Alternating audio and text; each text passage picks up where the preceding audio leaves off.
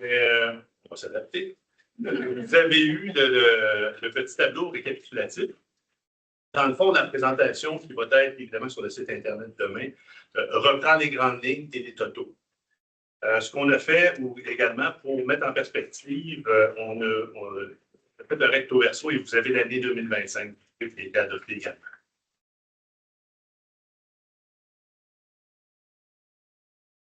En somme, on va voir les développements, les revenus, dépenses, investissements, les taux de taxation et un résumé global. Au niveau des développements, des terrains que vous connaissez sûrement, je vais vous les situer un petit peu. Ceux qui sont en cours, évidemment, il y a le terrain pour la résidence de personnes âgées qui est sur la rue Galipo, qui est au sud de la 148. Vous avez également, ça fait partie d'un des deux terrains là, que la Ville a fait une résolution pour pouvoir les reprendre puisque l'obligation contractuelle n'avait pas été complétée dessus.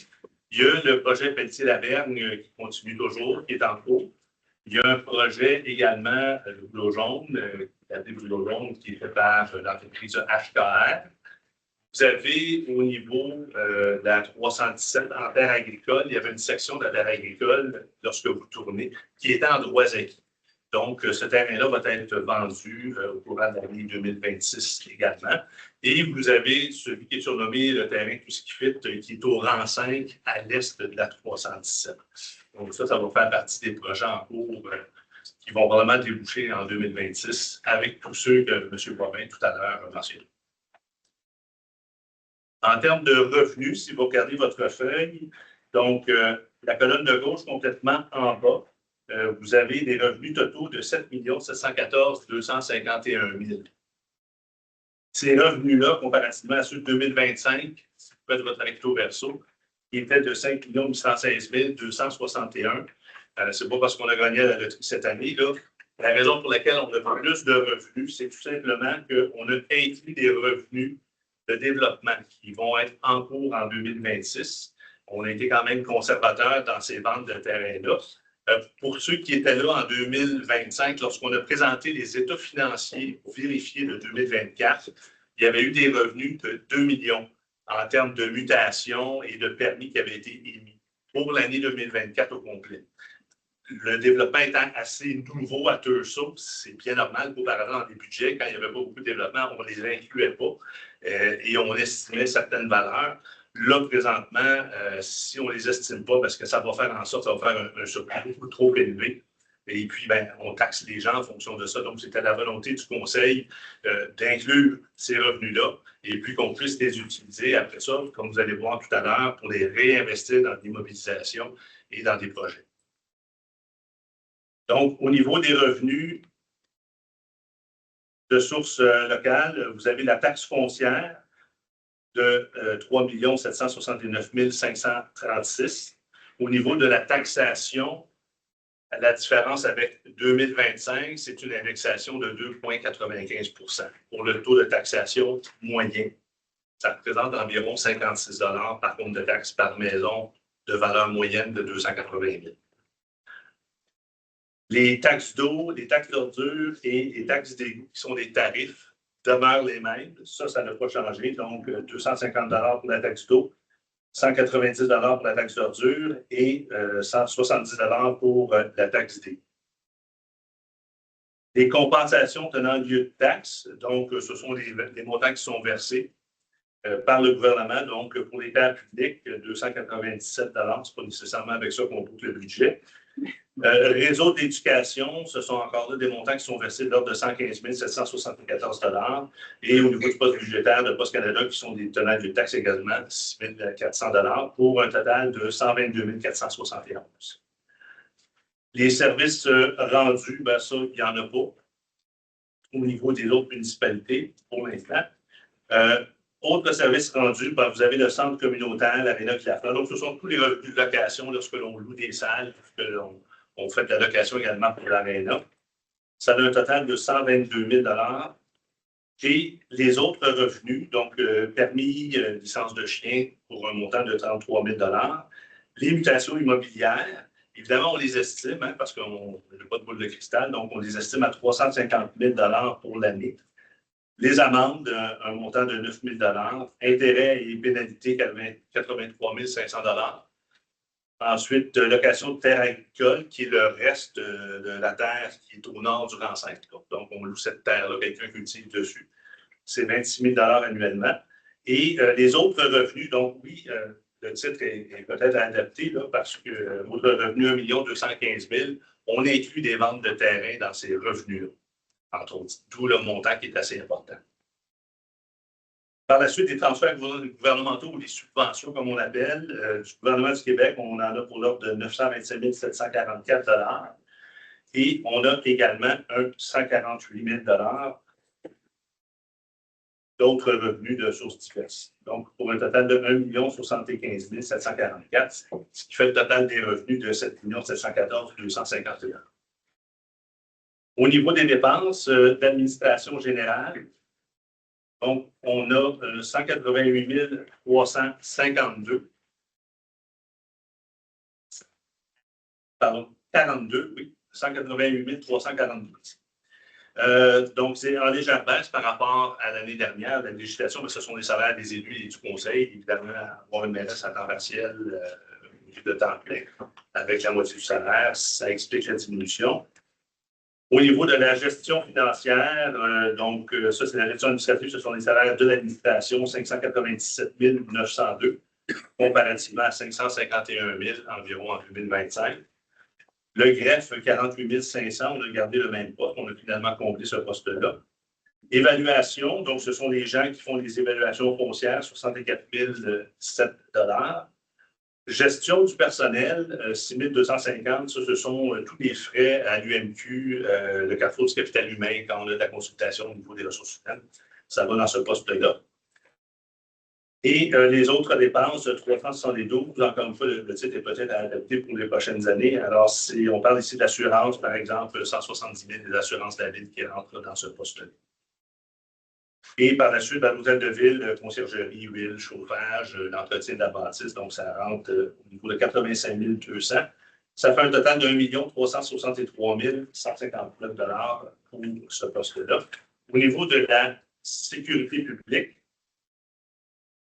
la SQ qui a eu une légère hausse de 12 %. Donc, 327 824, ce qui inclut des cabines qu'on utilise l'été également en service. Protection contre l'incendie, 251 558. Protection civile, 1 000 $. Santé et sécurité, 7 500. Et ensuite, les autres, donc SPCA, trappeurs, brigadiers, ça rentre dans ce poste-là, 35 625. Là, je ne veux pas vous embêter, je suis désolé, là, en ce que ça bien équilibrement. Non, ça va marcher. Pas endormir. Transport routier, la voirie, si on préfère. Donc, chemin, rue et trottoir, on a un montant de 251 133. L'enlèvement de la neige, 421 233. Si on a un hiver clément, on n'utilise pas tout le budget. À ce moment-là, ben, ça rentre dans les surplus. Éclairage de rue pour l'entretien, 30 000 $. La circulation, 23 690. Souvent, c'est là-dedans qu'on va voir les trous d'angle, les choses la circulation, la signalisation. Ensuite, transport collectif, la quote-part de la MRC, également dans ce poste-là, 27 343. Et ensuite, ben, le garage municipal, 131 200. Donc, ça, c'est pour l'achat des véhicules, l'entretien des véhicules. Ça a-tu l'air à marcher? Ah, c'est parce que c'est mon ordi, ça fait oui que ça marche. Je suis bien direct. Non, c'est vrai. Ça marche. Bonne nuit. Il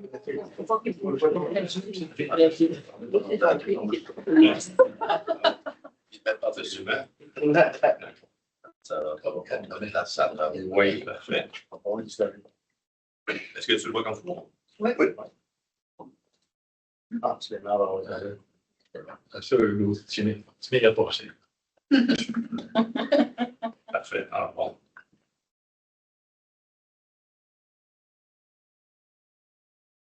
Excellent. Merci. Merci.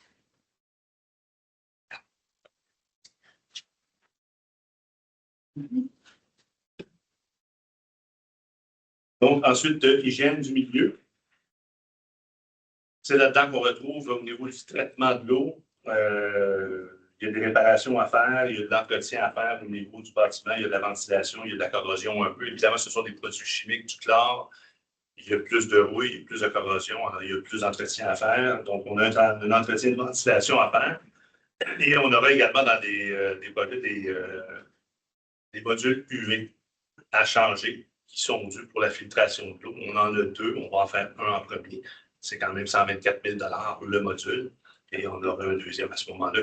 Lui n'est jugé pas urgent pour l'instant, donc il n'y a pas de danger de eau potable.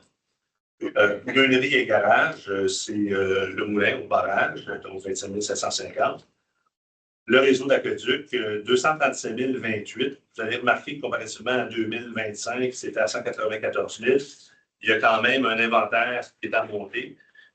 Évidemment, il y a eu beaucoup de prix d'aqueduc cette année. La raison de se monter un inventaire, c'est de faire en sorte que lorsqu'il y a une intervention, de ne pas ralentir l'intervention et de réparer. Puis de toute façon, ces pièces-là, ça ne s'use pas, ce n'est pas de la nourriture, donc ça se perd. Au niveau du réseau d'égout, 230 628, donc toujours pour l'entretien du réseau d'égout.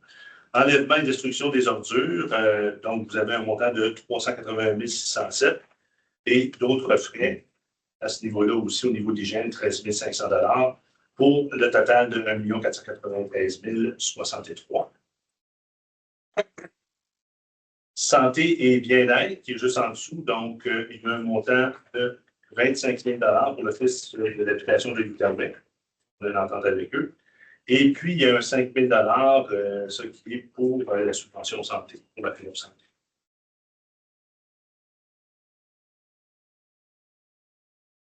Aménagement et urbanisme. Donc, on a un montant de 171 539 comparativement à 113 543 en 2025. Ce ne sont pas des salaires. Il y a vraiment une formation sur GMAP. Il y a des logiciels également. Juste la formation sur GMAP et certains logiciels, ça monte à 8 000 Pourquoi on le fait? Ben, ça va faire en sorte que le service va être rendu parce que, comme vous avez vu, on a beaucoup de projets. Beaucoup de projets, c'est beaucoup de temps. Donc, il faut numériser, il faut les modifier. Il y a des dessins à faire parfois. C'est Francis à l'urbanisme qui fait tout ça. Donc, on va mieux l'équiper de ce côté-là. Et puis, bien évidemment, il y a une cote-part à l'intérieur de ça de 24 609 de la MRC. Si vous n'avez pas lu les journaux, bien, il y a une indexation quand même de 36 de la cote-part de la MRC, la ville de Tucson, qui est répartie partout. Oui, qui est répartie, ventilée dans plusieurs postes. Là. Vous ne les avez pas tous identifiés, mais le 36 se retrouve à l'intérieur du budget. Promotion et développement industriel, donc ça aussi, c'est un poste de la MRC de 106 050 et puis donc pour le total de 277 580.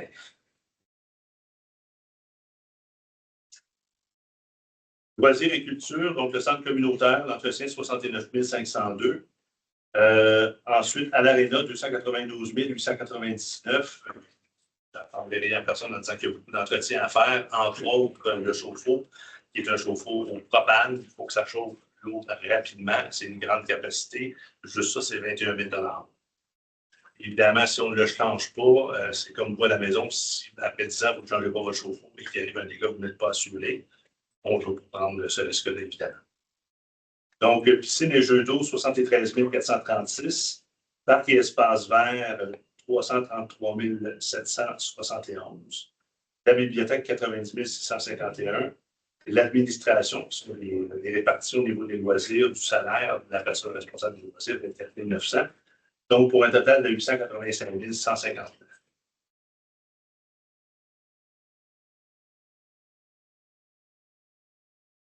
Au niveau des frais de financement, donc, vous avez l'intérêt pour 2026. On paye toujours, évidemment, comme n'importe quel prêt, de l'intérêt et du capital.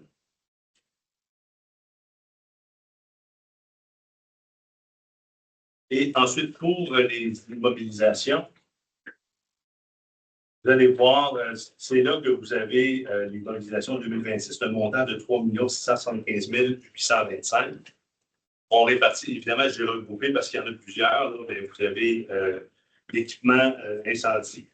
Vous avez également le projet Credo Oasis, qui est la plantation d'arbres, le verdissement ou le plan de verdissement au niveau de la ville de Tulsa. Il y a le projet de la piste cyclable, le projet Pelletier à terminer, qui est estimé à 261 000. Donc, c'est l'ancien chemin de fer dans le fond, c'est la piste cyclable qui va continuer. Et de l'autre côté également, là, le futur projet Bourgeon. Vous avez ensuite des projets d'asphaltage pour 583 650 entre autres la rue Georges-Legrain. Donc, il y a plusieurs projets comme ça. Le projet on l'appelle le TECQ de la rue Hill, coût de 2 millions. Donc, c'est un système d'égout. On doit brancher les maisons qui sont là parce que présentement, elles ne sont pas conformes. Alors, c'est un projet pour brancher toute cette rue-là.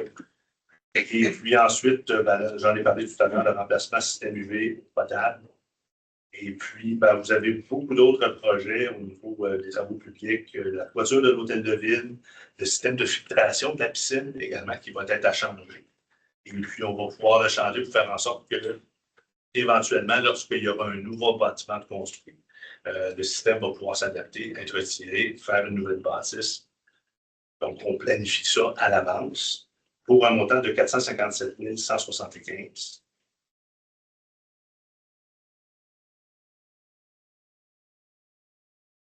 Au niveau de la taxation, on parlait d'une augmentation de 2,95 du taux de taxation. Ce que ça fait, c'est que présentement, le taux est à 0,6731 en 2025. Il va augmenter de 2 sous à 0,6931. Pour les 6 logements et plus, on passe d'un taux de 0,8385 à 0,8634 du 100 d'évaluation. Pour le commercial, donc on passe de 2,2 sous 54 à 2,8 sous 55. Et ensuite, pour l'industriel, il y a des valeurs en bas de 1 050 000 et en haut de 1 050 000 pour les valeurs qui sont plus basses. Le taux va être de 2,2617. Et pour les valeurs au-dessus d'1 050 000 le taux va être à 3,0154. C'est le même taux d'augmentation de 2,95 qui a été appliqué à tout.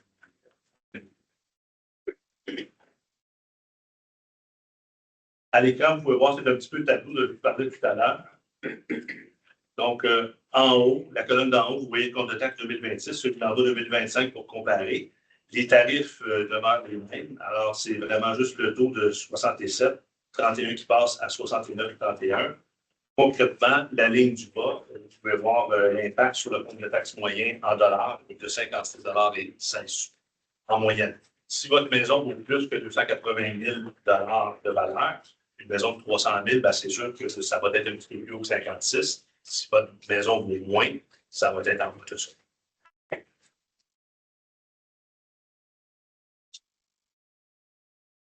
Au niveau du financement, les règlements d'emprunt, il nous en reste 5. Il n'y a pas eu de nouveaux règlements l'année dernière, en 2025. Il y a eu des résolutions, par contre, pour renouveler des vieux règlements d'emprunt. Les termes sont de 5 ans. Même si le règlement d'emprunt est sur 25 ans, c'est un peu comme votre hypothèque. Donc, à tous les 5 ans, les taux sont révisés. On en a 5 présentement et la dette à long terme de la Ville se situe à 6 651 700.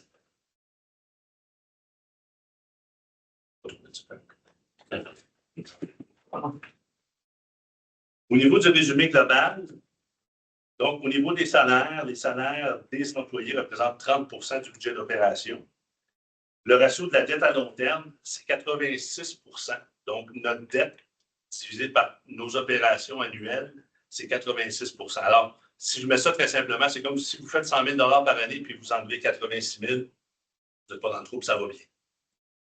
Le ratio, ce ratio-là, généralement, il ne faut pas dépasser 150 % de notre budget opérationnel annuel. Le nombre d'employés n'a pas bougé, donc on est toujours à 56. Et les dépenses de fonctionnement sont à 7,2 % de plus que l'année dernière, au niveau des dépenses seulement. Et l'augmentation de la taxe, du taux de taxation est à 2,80.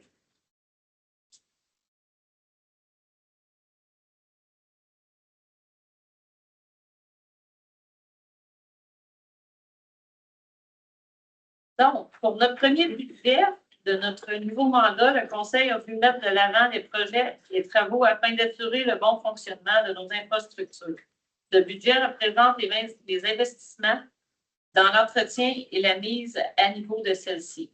En 2026, nous continuerons notre travail dans plusieurs dossiers importants. Je pense à la résidence pour aînés, le développement des projets résidentiels Pelletier-Lavergne et HKR, le traitement des eaux usées, projet d'une valeur de 30 millions qui va s'assurer le développement de notre belle ville de Tursu.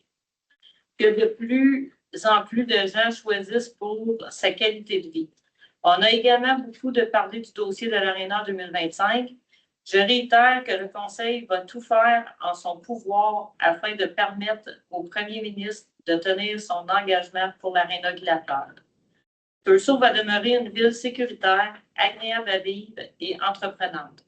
La présence des bénévoles dans tous les secteurs de notre communauté contribue également à son dynamisme et à sa qualité de vie.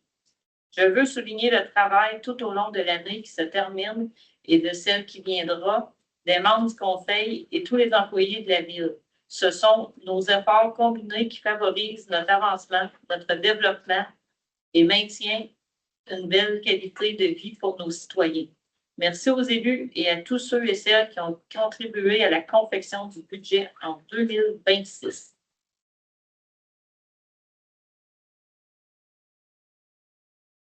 Donc,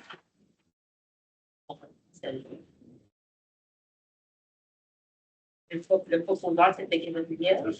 Ça va prendre un secondaire. Monsieur Denis. Adoption du programme triennal année 2026, 2027 et 2028. Par Mme Mathieu. Alors, Madame la mairesse, ce sont ce qu'on appelle le plan triennal d'immobilisation, les projets dont on a parlé tout à l'heure. La piscine au parc Michel, j'ai l'eau au terrain de soccer. Donc, lorsqu'il y a des événements, la Bonne Fontaine est au sud de la rue. On veut apporter l'eau à la cabane au terrain de soccer. L'installation d'un abreuvoir. Le toit de l'hôtel de ville qui est à rénover. Et puis, on veut bien l'entretenir. Et on a une subvention pour ça de l'ordre de 140 quelques mille dollars. Une subvention spéciale, on va saisir l'occasion pour réduire de l'entretien du toit. Des équipements incendies, comme je l'ai mentionné tout à l'heure. On a une réserve que l'on a fait pour l'équité salariale de l'ordre de 115 000 asphalte et fondation de rue, la rue que j'ai parlé tout à l'heure, les achats des travaux publics selon la liste qu'ils nous ont fournis. La piste cyclable, module de jeu enfant, donc on parle plus de l'installation de carrés de sable, comme le Conseil l'a demandé. Remplacement des systèmes UV, réfection d'asphalte Georges Greg, le projet Oasis et des mesures de modération au niveau de la vitesse pour le départ. Demandé par Monsieur Lafleur. Parole au public. Vous venez de parler de carré de sable qu'ils vont mettre au parc. Vous avez enlevé le sable où est-ce qu'il y a les modules? Oui. Mais vous allez installer quand même un carré de sable? Du carré de sable. Ah oui? Oui. OK. Je pensais que vous avez oublié ça parce que c'était à cause de la contamination. Ouais. Non, on va en faire un petit pour que les enfants. Pour que les enfants continuent à jouer. J'ai une autre question. Je vois que pour la piscine municipale, vous avez mis 5 000 de moins que l'année passée. C'est parce qu'il vous reste du stock, du plafond, ces choses-là, que ça va coûter moins cher. Donc, au niveau de l'opération, je peux vous donner le détail exactement.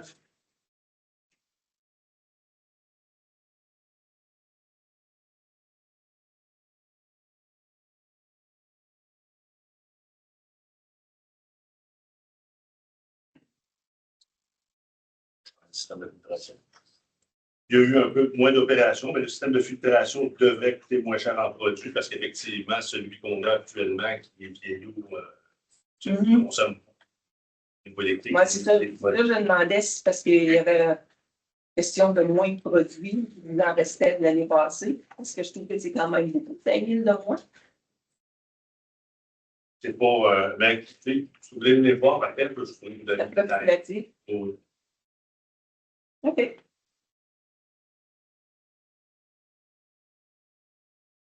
Je regarde le réseau d'aqueduc et d'égouts, là, il y a une augmentation de 75 000 par rapport à l'année passée, l'ensemble. Je voulais savoir, pour la rue Victoria, est-ce que vous avez prévu quelque chose pour les infrastructures à changer? Puisque le MTQ, il faudrait qu'il refasse le terrassement. Madame la mairesse, la semaine prochaine, on a une rencontre justement avec le ministère des Transports du Québec parce qu'eux vont refaire l'asphalte. Ça leur appartient. Évidemment, vous avez raison, le sous-sol est à nous. Donc, c'est de coordonner les travaux. Eux devraient le faire en 27, ce qui pourrait nous laisser la chance à ce moment-là de pouvoir faire des travaux, changer les tuyaux sur la longueur de Victoria à ce moment-là. Il y aura peut-être un petit désagrément où ça va être tapé ou rempli tout simplement pendant un certain délai, le temps que le ministère du Transport vienne finaliser l'asphalte. Mais c'est comme prévu au budget pour le sous-sol, là, comme vous dites. OK.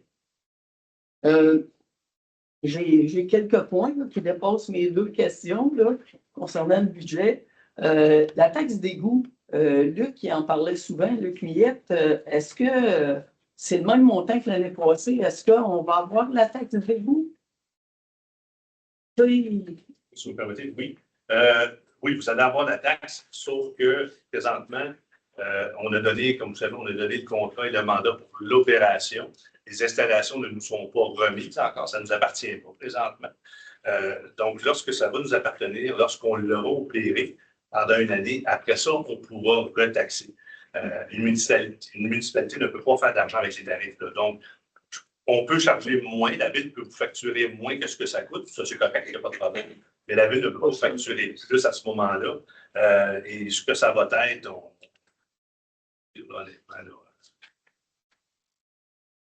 on va attendre que l'année se termine dans le fond, pour voir comment ça coûte, pour pouvoir le facturer en divisant par les 1790 points. Le transfert du gouvernement du Québec, 927 000 versus 366 l'an passé, est-ce que c'est quelque chose de spécial, ça? Je vous dirais, c'est pas spécial, c'est eux ce qu'ils font à chaque année, c'est que le gouvernement nous envoie ce que va être notre subvention par lettre. C'est eux qui le confirment le montant. C'est intéressant à 927 comparé à l'an passé. C'est bien ça? C'est très bien.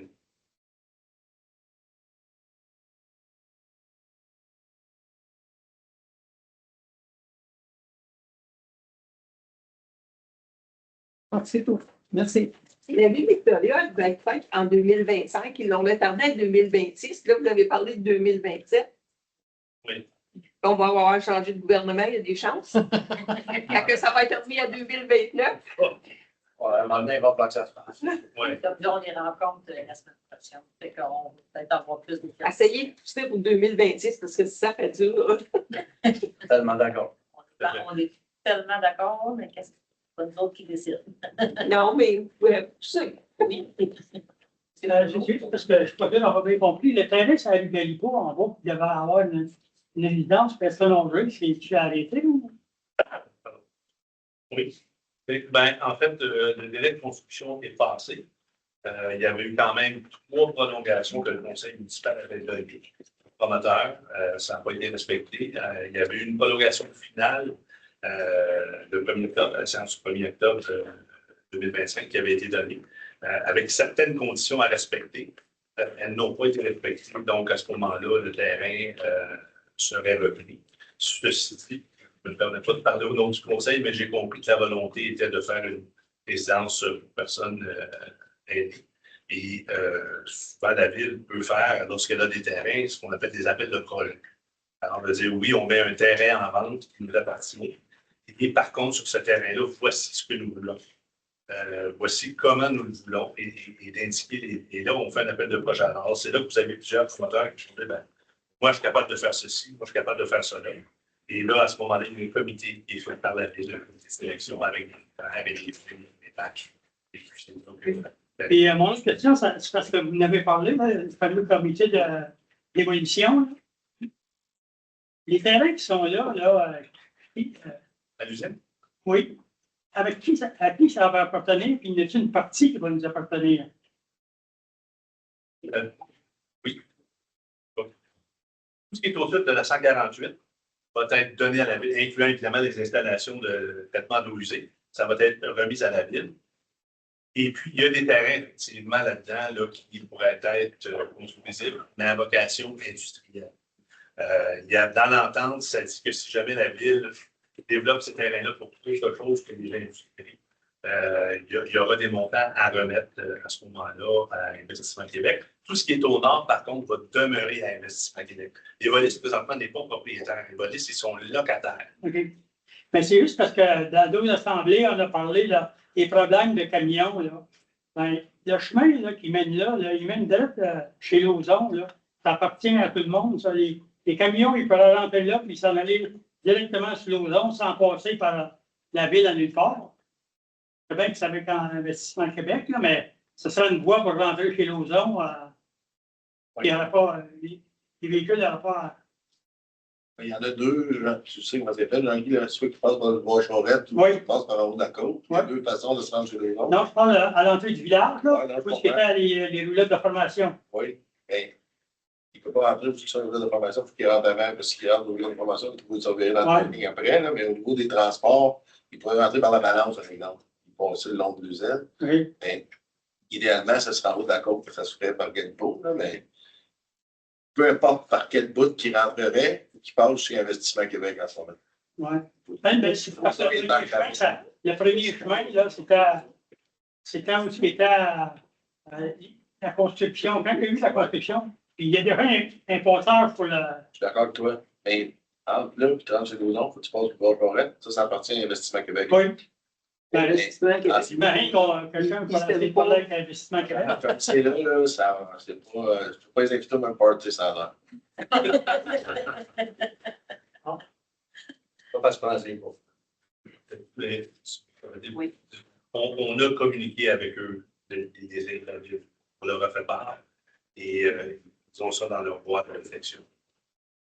Parce qu'à droite du chemin, là, il n'y a pas grand terrain à utiliser là. C'est comme un ruisseau, là. Oui.